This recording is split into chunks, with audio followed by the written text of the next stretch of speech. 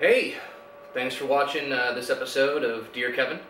I'm going to go ahead and do the Dear Kevin part right up front this time, because if you saw in the title of the video, we're talking about Violence in Schools, a screenplay of mine, which doesn't have as much connective tissue to Kevin Smith as a lot of my other screenplays.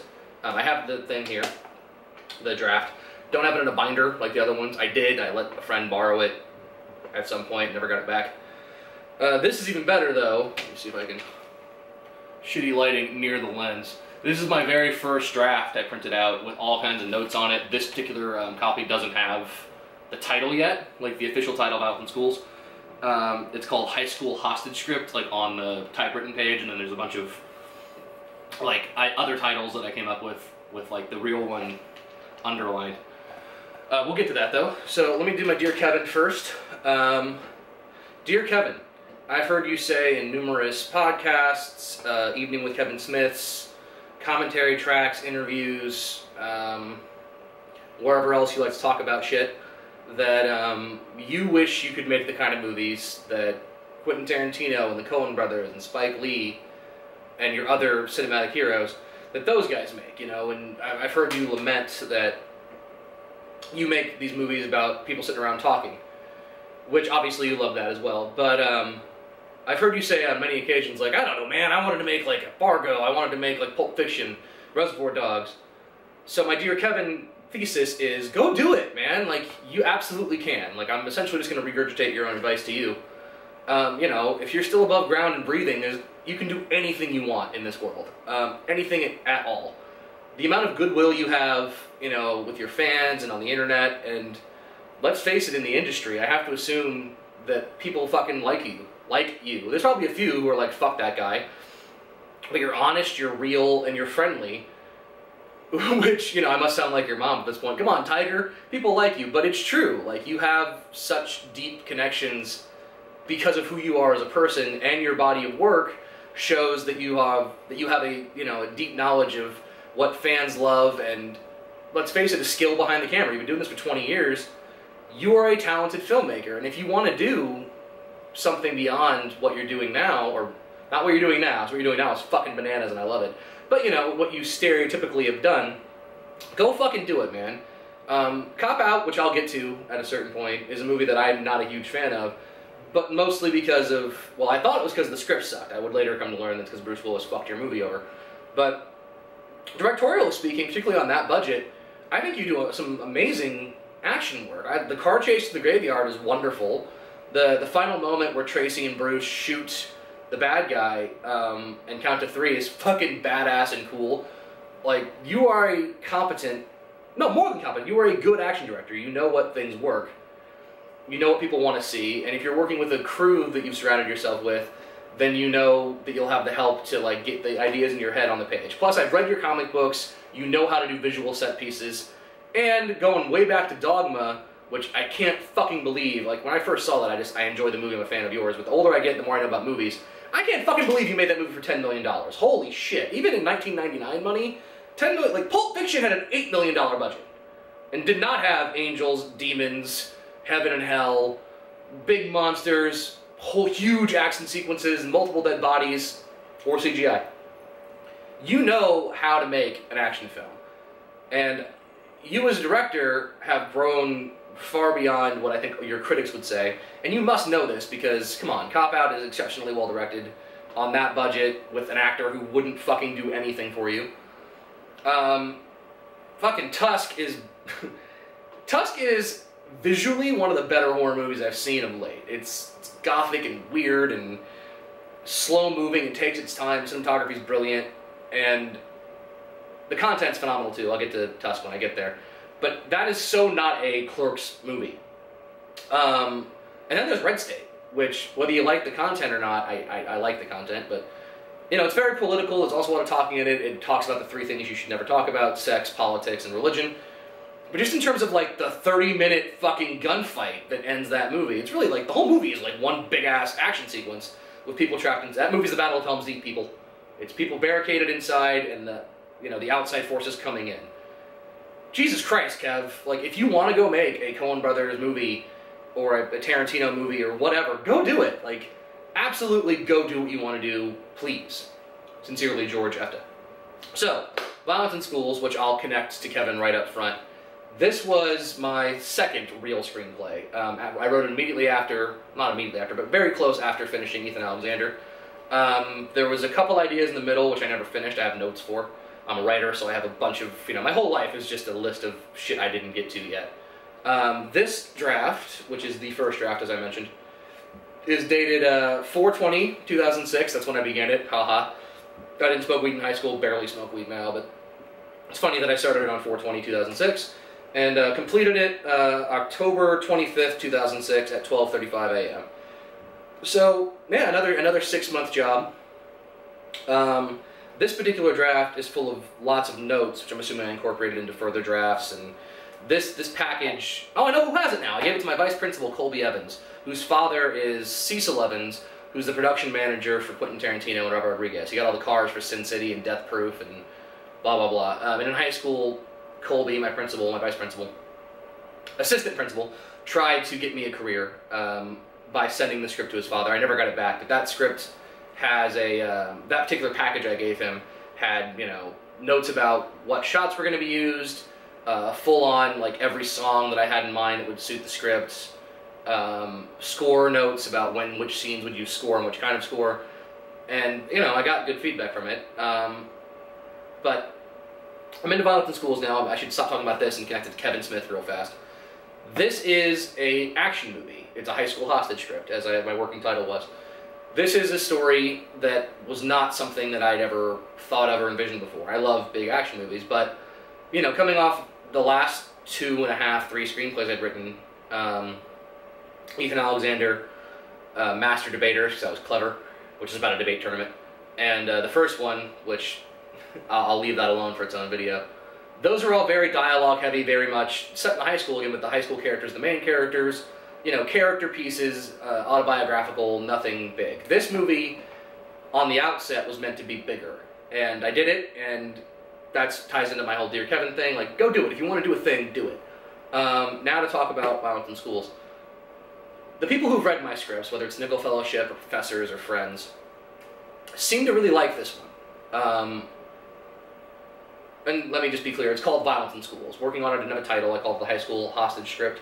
The possible titles on this say Prayer in School, which I rejected, Back to School, which I rejected and would come to find out later is already a movie, and Teachers and Students, which I'd underlined, thinking like that's the one, very Woody Allen kind of, or Ingmar Bergman kind of title, Cries and Whispers, Shadows and Fallout. Teachers and Students. The one I settled on was Violence in Schools, which at the time felt like a very apropos, catchy title.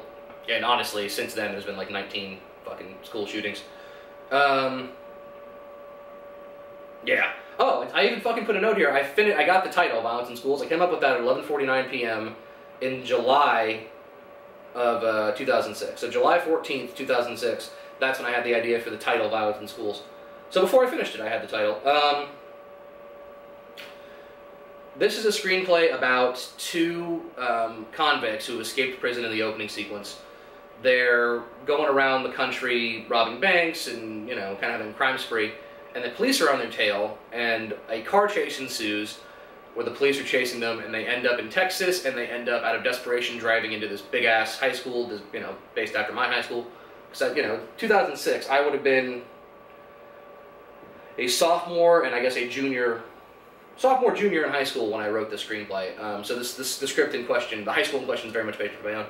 They go there out of desperation in the middle of a car chase, and the school happens to be in the middle of a fire drill, so they're able to get inside undetected, and when a class of students comes back to class, our 2 bank robbers take the class hostage, and a Die Hard-esque, people inside of a building movie ensues. The 2 big inspirations for me, content-wise, were Reservoir Dogs and The Breakfast Club, because it's got a lot of violence and a lot of, vulgar talk, but it's also about high school, and once they get in that classroom, I don't do the Die Hard thing where we cut back outside to the cops, and there's a few action sequences, but essentially we're in that classroom for a while, and it's, these conversations that the students have with the bank robbers have with the teacher, the bank robbers have with each other, and the heroes of the piece are the bank robbers. Yes, they're villains, but the reason why one of the titles is called Prayer in School is one of the students, who's the other main character of the piece, is a hardcore devout Christian, designed after my best friend in high school, Chris. I named him Darren in the screenplay because I didn't want to give him some kind of, his name is Jonathan Christopher, a JC initial thing. I named a character, Nathan Alexander, JC, after my friend Chris as well. He decides or sees something in the lead bank robber convict, Mike, escaped criminal Mike, that says he's searching for something and that he's lost. So the high school student takes upon himself to, preach to the bank robber, to sermonize at him and tell him that he needs God, needs Jesus, he can change his life. All things are possible through Christ, all that stuff. So there's a Kevin Smith connection because it's a movie about Christ and about crisis of faith. And you'd think that premise I just pitched you, two escaped convicts go to a high school, take a class hostage, and one of the students sermonizes to them, would be fucking lame. But people seem to like this one. I'm not a big fan of it now. I thought it was genius at the time when I was 15, 16. Or 17, I guess. But I look at it now and almost every scene kind of makes me cringe, but it's gotten a lot of positive feedback. The Nickel Fellowship I mentioned in one of my videos that I've entered a few times. This is the script that was within the top 5% of all entries. Or the top 10% of all entries. And I think there were like 4,000 entries, something huge. So it made me feel good, like a screenplay I wrote when I was 17, people fucking really seemed to like. Reading it through it again, I've kind of rejected typical structured Sid Field screenplay stuff where it's 3 acts and inciting incident and blah blah blah. I want to just tell an interesting story my own way.